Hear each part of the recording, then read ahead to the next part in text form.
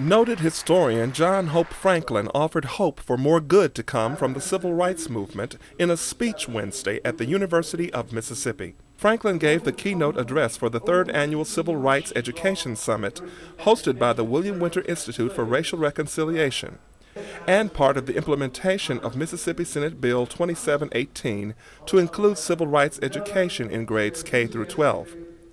Franklin says better education is one of the steps needed to bridge the gap that remains between this country's races. Well, I think that the problem of housing, there's a problem of health disparities, there's a problem of employment, and the problem of education.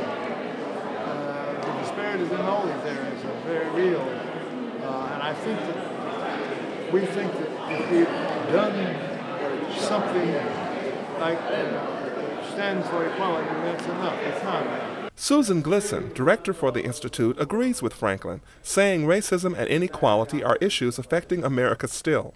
However important the civil rights movement was, and it was vastly important, we still have much left to do, and that racism is something that affects the entire country through the history of the United States, and so it's something we have to take seriously and work with intentionally. It's not going to go away just by sort of wishing it to be so. Glisson says bridging the gap is going to take as much effort as the civil rights movement did, with many people making contributions over time. And I think that we're reaching out to every constituency in the state, so at the educational level, and healthcare, and housing, and religion at the university level. It's going to take all of us working within our own areas. Like Glisson, Franklin also has hope for the future and says the work done by those in the civil rights movement is making an impact still. I think that if the civil rights movement didn't achieve everything, it's on the way to